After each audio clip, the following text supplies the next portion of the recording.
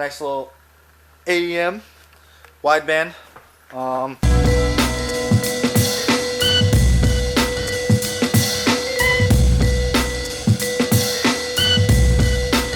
Okay, so it's been a couple days since majority of all the turbo stuff. I haven't really been doing a whole lot because I just hadn't really had anything else to do. I need to wait on some more parts. I've been like arranging deals.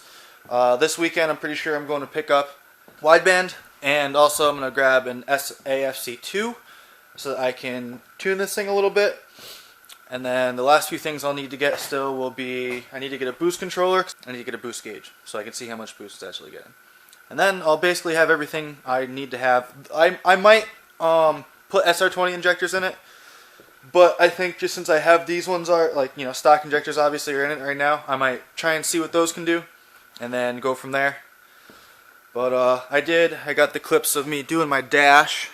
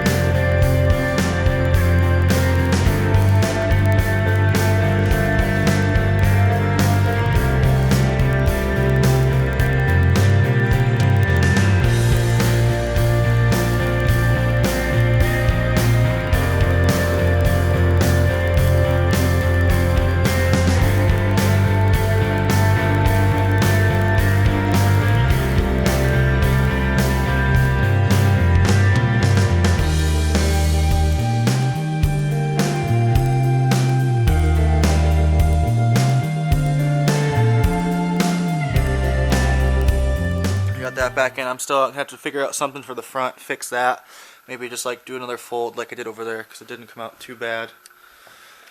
I did that last night, and then today I've been messing around. Finished off my downpipe, can't really see it, but put the O2 stock O2 sensor in there, and then I'm gonna have to put take it off, put the wideband back in once I get that. But like I said, I finished it, and this is how I'm gonna have the exhaust coming out. Nice little bumper exit, and then I had like some pieces of aluminum, so I just made the little heat shield or whatever to kind of go around it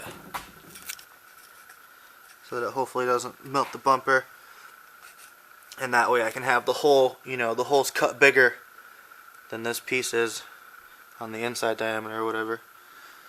So I don't know, but I'm gonna try and just give it up a little startup. Since I have the O2 sensor in there now, I didn't have it in there before when I was starting it. I'm going to see if maybe it changed the way it runs, I don't know. But start it up, figure I'll get a little clip of that. And I wanted to show off the exhaust.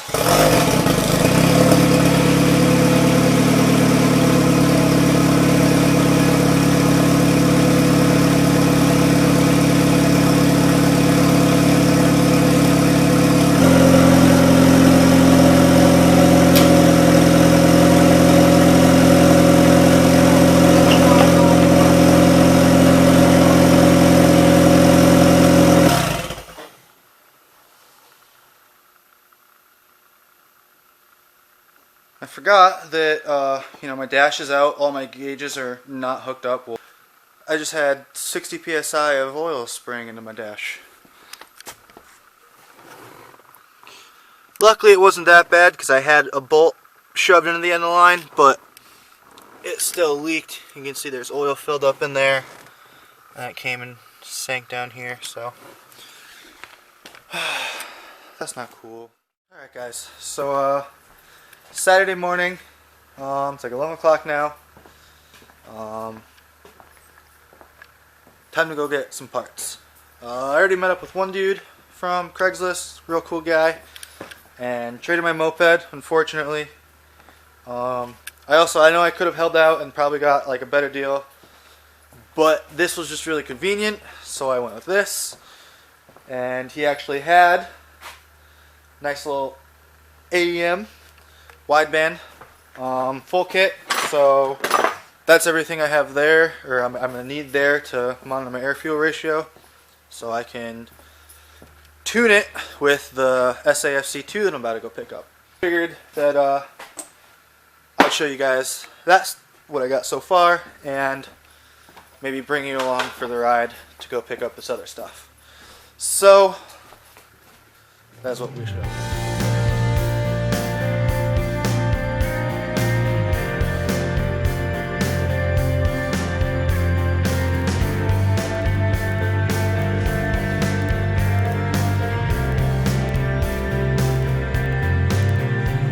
On the road back now. We're back in Connecticut. I went and picked up what I went out there to get. Goldfish.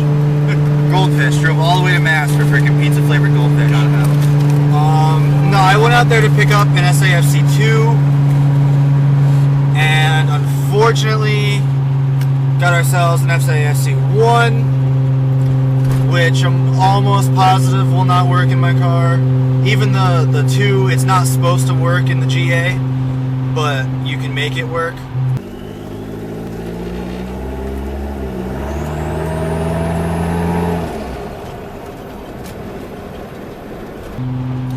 It's whatever, but yeah, I don't know. I'll be back at the house in probably like another half hour, and I'm either gonna go to sleep or start working on the car and put the wideband in. So I'll see you guys there. But there's a 6 sunset. Look at that epicness. You look so epic right now, Dylan.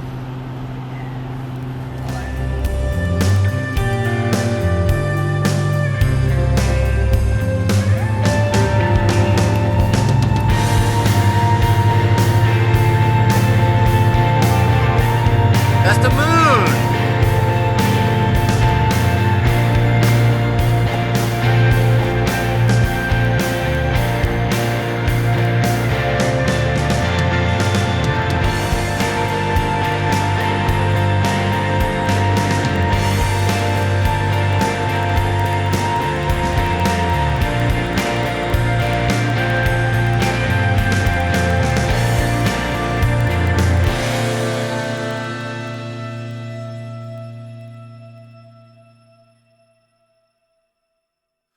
Okay, back home now. Kind of tired.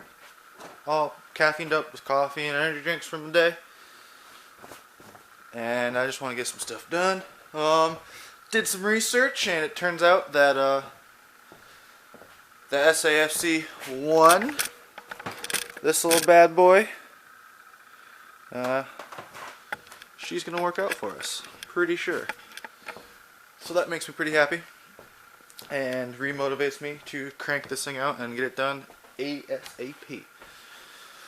So, I don't know, it's pretty cold, pretty tired, but we're gonna get some stuff done. Pulled off my sketchy little downpipe here that's undersized by most people's means, but I think it's gonna do the trick. I don't know, we'll see how that works, and I'll probably end up making a better one eventually. Just at the moment, we're literally working with bare essentials, stuff I have lying around the garage, stuff people are willing to donate to me, friends, you know what I mean, or when I do have some spare cash, things that I can acquire. Like today, I sold my moped and got the wideband that I'm about to install. That's why I took off the downpipe, and then I took the trip to Mass and bought the SAFC for that was $100. And I did like a welding job for somebody earlier in the week. Their like door hinge fell off or whatever, so I had to fix that. And they tossed me $100 for doing it. I was just gonna help them out, but that was pretty sweet. So that's how I got that. So I'm just working with bare essentials. Eventually, I'll probably maybe do a 3-inch downpipe once I can get some nice 3-inch piping. But we'll get there when we get there. I'd also like to eventually get a legit turbo manifold, probably better turbo, probably bigger injectors, and you know what I mean, do forged internals, do everything. But wanting to do something and being able to do something are two different things. So I'm doing what I'm able to do, not what I want to do. Whatever. Rant over. Let's show you guys what we're working on. So, like I said, got the downpipe out. I marked a little spot for where I'm going to put the wideband. This normally sits on there like that. So that's going to be off to the side at like maybe 45. Maybe I'll mellow out the angle a little bit more. And in the manual for it, it says to place sensor 18 inches away from exhaust or turbo or whatever. And also as far away possible as the exhaust tip. Obviously this thing isn't very long. It's maybe, you know, with the, if you measure out the bends, which is what I did, maybe like 3 feet long altogether. So where the sensor is going to be is basically right in the middle of both, and I'm hoping that it's good enough not to burn it out like super duper quick, because replacement sensors like $50 or something like that, maybe more, I don't know, maybe like 80. Whatever. So I'm going to drill that, weld the bung in that came with the kit, which I'll show you guys the kit a little bit better once I go here to open it. But first, I'm going to do something else that's a little bit on the hack side, but you got to do what you got to do to get stuff done, you know what I mean? So basically, it's KO4 here. Upon researching, the stock internal wastegate is pretty sure like 12 pounds. So that's like a lot more than what this is going to be able to handle right now on the stock injectors and the stock math. I'll probably only really be able to hit 5, 6, maybe 7, 8 if I'm lucky. But we'll see. If anybody doesn't know this already, you can't just like put one of those eBay boost controllers on a turbo with an internal wastegate and turn it down like that. Like you could turn it up from what it's set at, but you can't turn it down. It's always going to be 12. The only way to change that would be get an external wastegate with a lighter spring, or do some really ghetto stuff, which is what I'm about to do. Basically, you know how internal wastegates look. I'm not going to try and get in there with a flashlight too hardcore to show you, but I have this spring here. It was actually an old paintball spring. It would go in there like for like the bolt or whatever. That this would, you know, they sold these as being higher pressure. You know, they'll give you more feet per second or whatever. Well, pretty sure this is going to be the exact size to go over the rod coming out of the wastegate. And it's also, this is 4 inches long, and the space between the wastegate housing thingy or whatever and the actuator arm thingy or whatever is 3.5 inches. So this will have a 1/2 inch squish on it, which will be pushing outwards. So in theory, lightening the load on the spring in the wastegate, if I adjust this, like I'm not going to really be able to dial this in too much until I get my boost gauge that I ordered. I'm still waiting on that. But theoretically, the more spring I would put in there with the more tension, like I have another one, I can like cut some up with that one and like tension it, or just stretch this one out if I need to.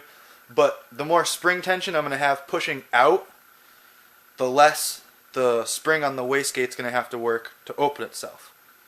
So basically what I'm going to try and do is put enough tension on there pushing out to where the wastegate will open up around like 5 to 7 psi. Whatever I can kind of fine tune with the SAFC and get figured out. Right now I'm going to have the stock injectors, so that's really going to limit me.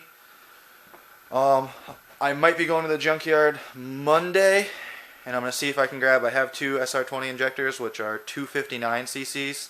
These are 189, so that would be 70 cc increase, which would, you know, I'd probably be able to run another 1 or 2 psi or something like that out of it. I don't know. Turbo noob here, just going off those little bit that I've read.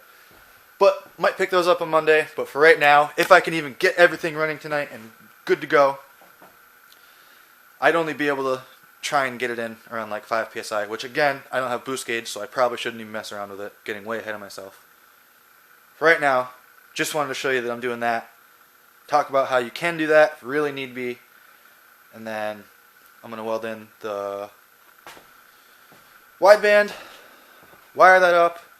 I need to make a new little pod area on my dash somewhere. I'm probably going to take I already removed the radio, so I might just do that, put them down there. But I'd like the wideband to be somewhere very visible, so I also might do it in the heater little vent area. But we'll see. I'm going to do these couple things first, and then we'll get there. And I'll probably catch up with you guys once I've started working on the install of the actual gauge. I don't know, dude. I don't know about some of the shit I do, man. Like, I'd like to do stuff legit. Sometimes you just don't got the stuff to do legit. I wasn't gonna fucking show this, but this is so good, I kinda have to. Thing I was talking about doing with the wastegate, here's what I came up with. I unfortunately had to take the wastegate off from when I had welded the rod. It was too big right where the weld was for me to get the spring over it, so I had to take it off, grind it down. No fun times. So what I ended up doing was I had this red spring, which was like a medium load or a light load or something, and I had this orange one, which was like super heavy duty load. So I cut about an inch off of the orange one, threw that on there in the bottom, and then threw the red one on there and kind of like spun that around there. And when the red one goes down, it does compress the orange one too. And I'm just hoping that's enough spring pressure and not too much spring pressure to get me right in the golden zone. Just got the bung welded in the downpipe here, slash exhaust. I think at this point it's the same thing. Got that done in there. She's it, nice little angular. And while that's cooling down so I could touch it, figured I'd just kind of show you guys what's in one of these wideband kits in case anybody else is curious for any sort of turbo build or whatever. This one is the 30-0300,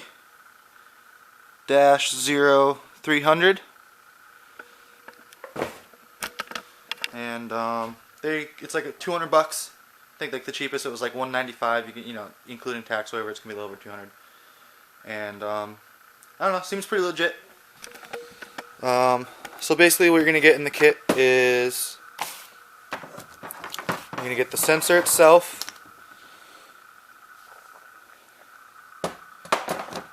You're going to get the little harness for your power and your ground for it, and then there's also a bunch of other wires for like a bunch of other features for like data logging and things like that. I'm not going to be using any of those. I literally only need the red and the black out of this. You're going to have this harness, which is for the O2 sensor to the gauge, which I like is like pretty fucking long. Along with the length of that, I should have no problem running that to my cab or whatever interior without having to worry about extending it. You're going to have the gauge itself here, which is pretty nice. It's like real slim, so that's kind of cool, I guess. And then you're going to get this little instruction manual. You can see the part number and everything, whatever. And then it comes with these 4 little butt connectors, which I'm not going to use. I'll solder everything. A rubber band for God knows what. And then the bung that I showed you that I already just welded in. So basically, $200. You can get everything you need to install a wideband, and it's like pretty good on AEMs, high quality or whatever. It says, I was reading like the description or whatever of it like on the website, and it's like saying that like it outperforms 17 of the whatever best competitors, blah blah blah. So it should be pretty good. And if you're gonna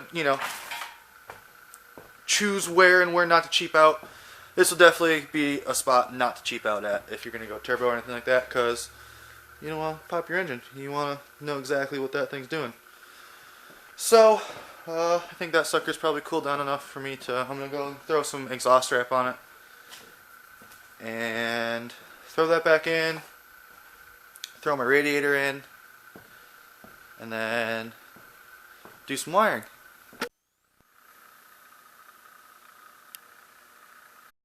Okay, moving right along here. Making good progress for the night, I guess. I don't really know what time it is yet. 10 o'clock. Started at like 7:30. So, like 2.5 hours. And I've taken the downpipe off, drilled the hole, welded the bung in, wrapped the downpipe some more, messed with the wastegate, took it off, put it on, had to grind it down while it was off. Took the coolant line off for the top so I can get the wastegate off, had to put that back on, had to tighten the oil drain on the bottom, and also just ran the wiring for the wideband. So making good progress. Just figured I'd show you how I did the wiring, or just like not the wiring, but how I routed it so far. I still got to do just the power and ground for the light up in the gauge and make a little bezel or whatever for it, just to hold it up in place. But I'll show you where I just ran the harness. It's kind of ghetto right now. I'll fix it eventually, but I just want to get everything kind of like worked out and like dial it in a little bit more, and then I can go back and root out some of the wires. But basically, sensor location is down there, which, thinking about it now, like was kind of dumb. I wish I would have did it at like more of an angle and just put it on the opposite side, because I don't know, it's just I don't really like how it's like near those pulleys or whatever back there. Also, if I did it at a forward angle, I could have cleanly just brought it over here and then wrapped it around, which is what I'll probably do eventually. Just like pull the wire that way, but for right now, I just have it coming straight up, zip tied there, over here. There where it plugs in the second harness. Just have the extra wire there, zip tied up. Since I have my hood hinges raised or whatever, I can tuck the wire right down in there, zip tied there, and then the small connector on this side is the perfect size to like fit through this hole if you just stretch it out a little bit. So I popped this thing out, fed a bunch of the wire through there, and now I got it all in here. Then I'm just gonna have to run up through there, and now I gotta figure out where I'm gonna put my gauge. And like I said, I think I'm gonna throw it right there in that heater duct right there. Alright, it's getting pretty late, closing in on midnight. I'm getting ready to call it for the night, but I got the, I hope you can see me alright in here. I got the wiring for the wideband electronic portion all hooked up. Like I said, all it really is power and ground basically. In the manual they want you to use a 5-volt like fusible link, and just so happens I had a fusible link, so I threw a little 5-volter in there, so should be good. If anything's gonna go electronically, the fuse will burn out before the gauge does, so good to go there. And I'm gonna take out the radio for this thing. I never use it anyways, and the speakers haven't worked forever. I don't know why, but my voice is going out. I've been up way too long. What was I saying? So I use the 12-volt ignition that normally goes to the stereo. I just chopped it and used that for my fusible, and for whatever reason, stereo does not have a ground on it that I could find. Like, there just isn't. It's all speaker wire than that. So I came up and I think this is for like the thermostat, or not thermostat, like a rear defrogger. I don't know why I said thermostat. Like the rear defroster or whatever. And there was a black wire on that, which was ground, so I just tapped into that. And that should be it. I ended up, I was going to do it like real ghetto, and then my ghetto way didn't work. So I ended up making like a nice little new trim piece for my gauges. And looks like this.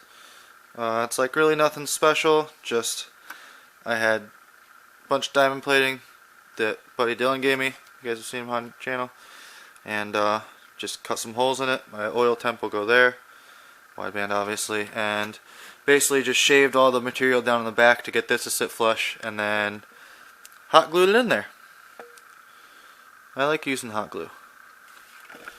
It's quick and easy. So I'm gonna throw this stuff in there, and then I want to start it and just see what the air-fuel ratios are, like as is or whatever.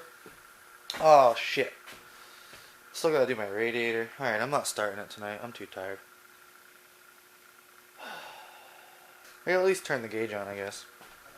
So I'll do that, and I'll show you guys what the gauge looks like when it's on, and then I'm gonna go inside and go to bed. Alright, so pretty sure I got everything hooked up how it should be.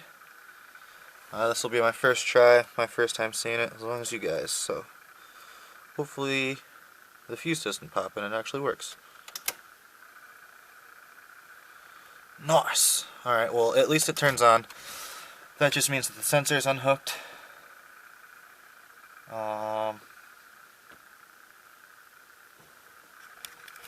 You know what, let's throw the radiator on here. Okay, threw my radiator in. Shit, forgot the oil pressure gauge. Okay, let's try that again. Oil pressure gauge is hooked up but just dangling back there because I'm going to leave this stuff all off until tomorrow when I do some more electrical stuff, when I have to wire in the SAFC. But should be good to go ahead and try her out and see what the air-fuel ratio is at in its stock form. Although I also forgot my stupid start button. Give me one more second. Now we should be ready.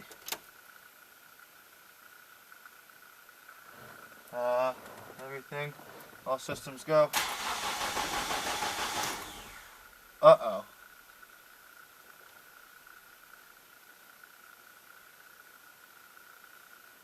What do I have disconnected that would make this thing not start right now?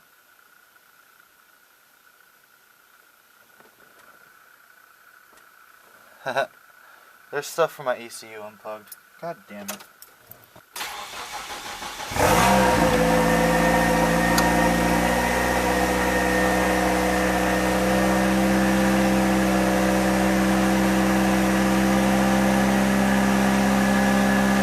It started.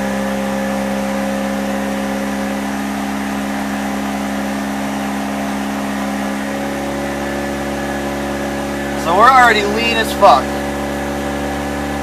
No bueno. Okay, so that's the thing.